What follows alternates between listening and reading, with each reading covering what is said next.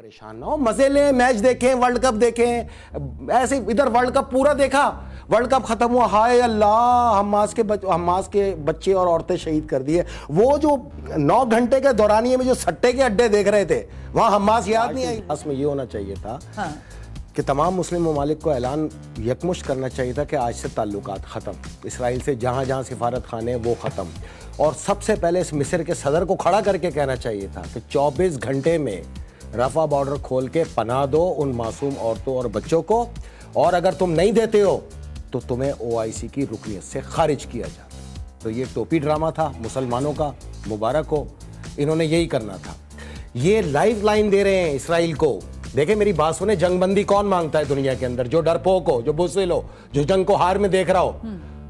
एक तरफ Hamas, Hezbollah अपनी सरहदों से बाहर तो नहीं आए ना अभी तक। जिस दिन उनकी सरहद से कदम बाहर आया उस दिन जंग का आगाज होगा ना। अभी तो वो अपना दिफा कर रहे हैं। ठीक हो गया, ठीक है। रोज वहां पे जंग चल रही है, दोनों तरफ अमवात हो रही हैं, उधर भी मारे जा रहे हैं और इधर भी शहीद हो रहे हैं। लेकिन इसराइल के जो फौजी मारे जा रहे हैं वो रेफर कंटेनर के अंदर बॉडी बैग रखे हुए हजारों की तादाद में। वो ले जाए ना फिर इसराइल, इनको दफनाए ना एजाज के साथ। अगर इतना ही तुम इतने बहादुर चैंपियन हो, इतने बड़े बड़े तुम दावे करते थे दुनिया में, हम ये ताकत, हम वो ताकत, टेक्नोलॉजी में ताकत, फला में ताकत, असला में ताकत। ये सारी वॉर मूवीज हॉलीवुड और बॉलीवुड में अच्छी लगती हैं। अब इनको पता चला पहली बार जंग होती क्या। आज तक इन्होंने हाथ बांध के जंगें लड़ी हैं लोगों से।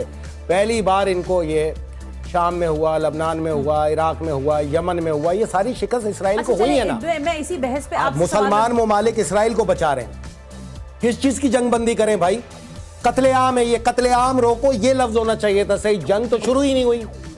तो आप इसको जंग का लिबादा ओढ़ के दुनिया को ये दिखाना चाह रहे हैं ये मर रहे हैं वो मर रहे हैं, तो ये जंग हो रही है भाई। ना उसके पास फिजाइया है, ना उसके पास नेवी है, ना उसके पास बड़ी फौज है। पहली बार हमास फलस्तीन की ऑफिशियल फौज की सूरत में सामने आई है। ठीक हो गया।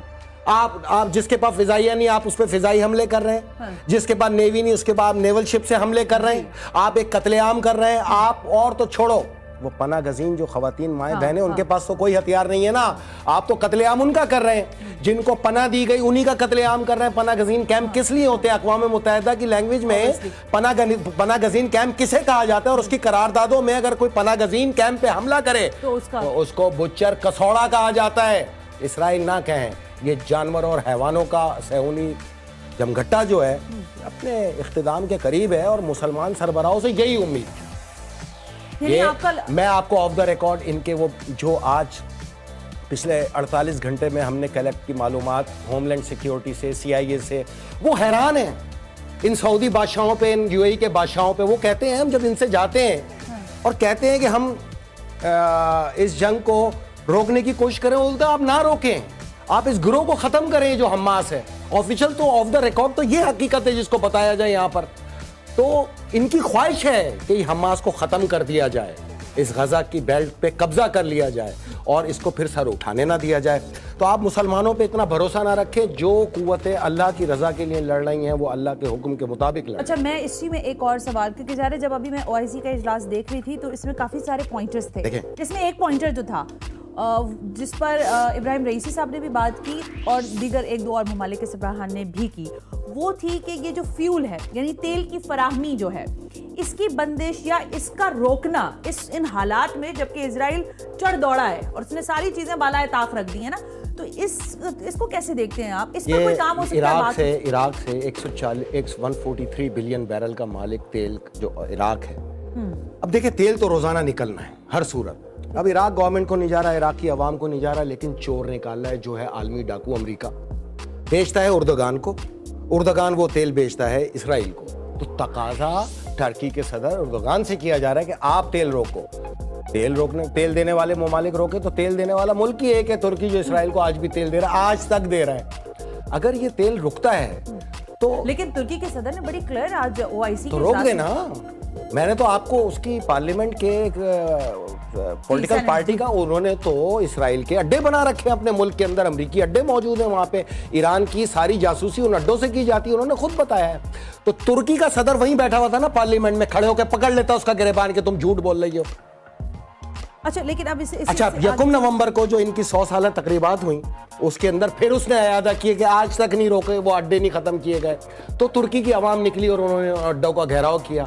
तो आपका मीडिया तो ये नहीं दिखाएगा ना, दज्जाली मीडिया में ये कम तो नहीं पाकिस्तानी मीडिया किसी तरह भी। अच्छा, मैं एक और तरफ भी आ रही थी, अभी आपने कहा ना कि बाकी सारे जो ममालिक हैं शायद उनकी ख्वाहिश ये है, बैकडोर या ऑफ द रिकॉर्ड वो कह रहे हैं कि हमास का खात्मा जरूरी है। हमास एक उठता हुआ अरब के अंदर वो इनकलाब है जो इन बादशाहतों को गर्क कर देगा। अच्छा, अब आप मेरी बात जरा सुन लें, ये भी काउंटर क्वेश्चन ही आ रहा है। देखें, 12,000 13,000 24 घंटों में हलाकतें बढ़ती जा रही है, यानी आप और मैं इस वक्त बात कर रहे हैं, वहां पर हलाकतों की तादाद बढ़ती जा रही है, बच्चे, खवातीन, मर्द, किसी की तफरीक नहीं है, सब मर रहे हैं, ठीक है, कत्लेआम हो रहा है। तो अब सवाल ये पैदा हो रहा है कि हमास अगर इतना ही मजबूत है और उसकी गिरफ्त इतनी ही है, जो छोटी मोटी जैसी भी है, तो इनके इस्राएली लोगों की कितनी हलाकतें हो रही है, कितने लोग मारे जा रहे हैं, वहां हजारों में मारे जाते हैं, वहां पता चलता है 3 मारे गए इस्राएली फौजी, पता चला 4 मारे गए नेटो ममालिक के फौजी।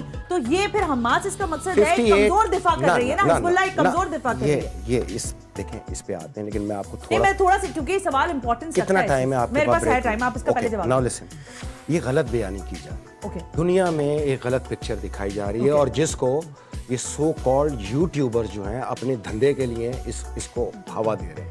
58 रेफर कंटेनर इस वक्त वहां पे गजा के बाहर मौजूद है, जिसमें हजारों इस्राएली फौजियों की लाशें काले बैग के अंदर बंद पड़ी हुई। अच्छा, अगर ये लाशें आज चली जाए ना इसराइल, तो इसराइल तबाह बर्बाद हो जाए, उसको रोक रखा है इन्होंने। एक्चुअल आपके पास इतलात आई नहीं है, 7,000 से तजाविज कर गई है इस वक्त इसराइली फौज। अच्छा, यानी कि वो वैसे ही जो गजा में हुई, जो गजा में हुई, जो गजा के अंदर हो रही है। अच्छा, मैं आपको एक और बात बताऊं, देखें गौर से सुने, इस वक्त दुनिया का सबसे ताकतवर हथियार कौन सा है? ताकतवर हथियार जदीद दुनिया का, जदीद दुनिया का टेक्नोलॉजी है। कौन नहीं, हथियार क्या है? टेक्नोलॉजी तो है ना, सोशल मीडिया ना, आवाज। इससे बड़ा तो कोई हथियार ही नहीं है। जब से दुनिया वजूद में आई है आज तक इससे बड़ा हथियार नहीं। दुनिया में जितने जालिम बादशाह हैं उन्होंने इस आवाज को दबाने की हर मुमकिन कोशिश की। अब जब टेक्नोलॉजी आई तो टेक्नोलॉजी का खालिक तो सहूनी, ठीक है, वही है ना, सारे टेक्नोलॉजी के मालिक तो वही है, यूट्यूब, ये फेसबुक, ये यही है ना। जी जी। अब आवाज को कैसे कंट्रोल करना है? पैसे छोड़ो। अब आपको मोनेटाइजिंग के जरिए पैसे मिलते हैं, जरा सा आप 19-20 करते हैं, स्ट्राइक आ जाती है, पैसे रुक जाते हैं, आप डर के उनकी अपनी औकात के मुताबिक उनके कहे हुए लाइन पे आ जाते हैं। तो और जो मोनेटाइजिंग नहीं करते और आवाज़ हक बुलंद करते हैं, यानी यहूदियों का नुत्फा नहीं खाते और अपनी आवाज़ हक को बुलंद करते हैं, उन पे स्ट्राइक आती है, उनको बैन कर दिया जाता है। आप आज गजा लिखें, फलस्तीन लिखें, इस्माइल हानिया लिखें, हसन नसरुल्लाह लिखें, स्ट्राइक बंद, पैसा बंद, डर से नाम भी ना लो, मुसलमानों की औकात, डर से नाम भी ना लो। कंट्रोल कहां से हो रहा है? इंडिया से, कलकत्ता से, इसका जो हब है वो कलकत्ता है। अच्छा लिसन, रोक दी आपकी आवाज, आपको आपकी औकात पे छोड़ा, आप पैसों के धंधे के चक्कर में आपने वो लैंग्वेज इस्तेमाल करना शुरू की जिसको कलकत्ता से बनाया जा रहा है। मैंने आपको बोला दो वॉर हैं, एक ग्राउंड वॉर है, एक प्रोपेगेंडा वॉर है, आवाज की वॉर है, माइंडसेट की वॉर है। ठीक है, ये मैं मुझे समझ आ रही है। आपकी आवाज को बंद करके इस माइंडसेट को मजबूत किया जा रहा है, उसी के कहने पे चला जा रहा है। 10 हो गई, 5 हो गई, 6 हो गई। मैं आपको गारंटी दे रहा हूं 7,000 प्लस इसराइली सहूनी फौजी वासिले जन्नुम हुए हैं अभी तक। अच्छा, दिफा में, ठीक है, जंग में नहीं। जंग तो 72 घंटे की है, मैंने आपको बताया है। जी बिल्कुल। अच्छा आप सुने, मैं आज ऐसे गुजारिश सुने, छोटा सा।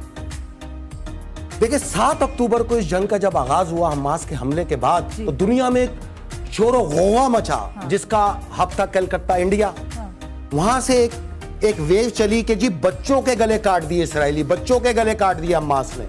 दुनिया में एक शोर उठना शुरू हुआ और बोला ओहो ये तो दहशतगर्द है, इन्होंने बच्चों के गले काट दिए। हालांकि ठीक 5 दिन बाद अमेरिका के सदर जो बाइडन ने ऑफिशियल बयान दिया कि ये इत्तला गलत थी। आपने जंग किस बेस पे शुरू की? दुनिया में उसको दहशतगर्द कह के उन बच्चों के कटे हुए गलों पे, जिसका कोई वजूद ही नहीं था। ये सेम अगर कॉपी करते हुए आप चले, इराक में जब हमला किया तो वेपन ऑफ मास डिस्ट्रक्शन का इतना बड़ा चोचा उठाया, जिसको बाद में आज अमेरिकी आवाम उन पे लानत करती है कि तुमने झूठ बोला। तो इन झूठों को सच्चा साबित करने के लिए इस टेक्नोलॉजी वॉर को हिस्सा किया जा रहा है। हमारी आपकी आवाज बंद की जा रही है, हमारे सोशल मीडिया को लॉक कर दिया गया है। तो फिर ये पाकिस्तानी आवाम इतना तो कर सकती है कि हक की आवाज को आगे बढ़ाए, और ये भी नहीं कर सकते तो फिर आप परेशान ना हो, मजे लें, मैच देखें, वर्ल्ड कप देखें। ऐसे इधर वर्ल्ड कप पूरा देखा, वर्ल्ड कप खत्म हुआ, हाय अल्लाह हमास के बच्चे और औरतें शहीद कर दिए। वो जो 9 घंटे के दौरानिये में जो सट्टे के अड्डे देख रहे थे, वहां हमास याद नहीं आई।